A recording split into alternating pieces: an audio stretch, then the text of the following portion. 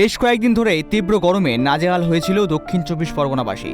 তবে দীর্ঘ অপেক্ষার পর বৃষ্টি পেয়ে স্বস্তি ফিরেছে তাদের, কিন্তু সেই স্বস্তি যে আতঙ্কে পরিণত হবে অবশ্য তারা বুঝতে পারেননি।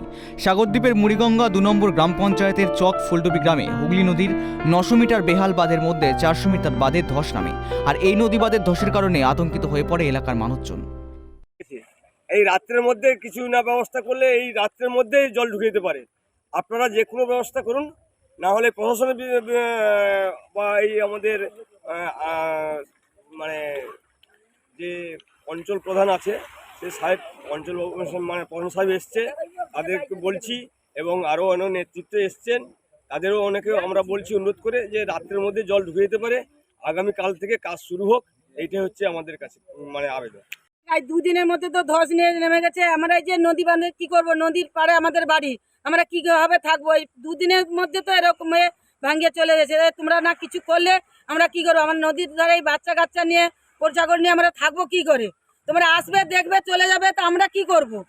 আমরা কোথায় গিয়ে বাস করবো? তো আমাদের থাকার ব্যবস্থা করে দিন, নাহলে আমরা থাকবো কোথায়? আমাদের তো জায়গা জমি না থাকলে আমরা কোথায় থাকবো?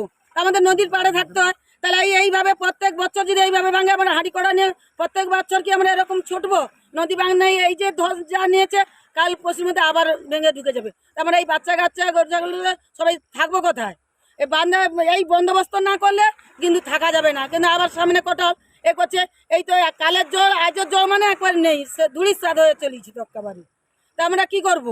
ঘটনার খবর পেয়ে ইতিমধ্যে ধস নেওয়া নদীবাঁধ পরিদর্শনে গিয়েছেন সাগর পঞ্চায়েত সমিতির কর্মাধ্যক্ষ আব্দুল সামির সাহু এবং মুড়িগঙ্গা ২ নম্বর গ্রাম পঞ্চায়েতের প্রধান গোবিন্দ মণ্ডল।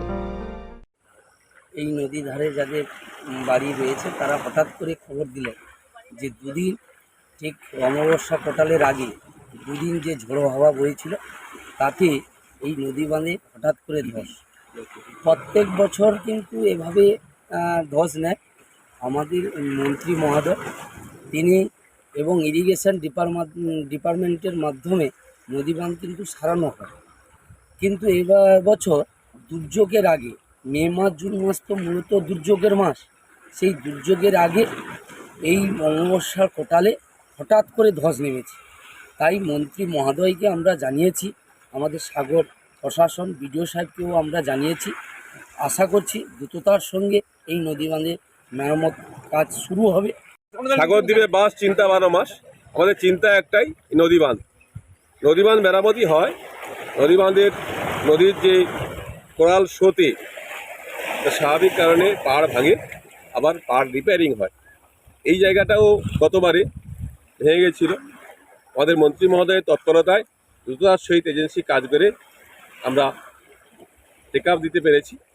ধস নেওয়া নদীবাঁধের পাড়ে ভিড় জমিয়েছেন গ্রামের মানুষ। তাদের চোখে মুখে বাঁধ ভাঙনের আতঙ্ক। কবে এই বিপদের আতঙ্ক থেকে তারা মুক্তি পাবেন এবং কবে প্রশাসনের তরফে বাঁধ মেরামত করা হবে সেই দিকে তাকিয়ে রয়েছে গোটা গ্রামবাসী। দক্ষিণ চব্বিশ পরগনা থেকে গোপাল শীলের রিপোর্ট, ট্রাইব টিভি বাংলা।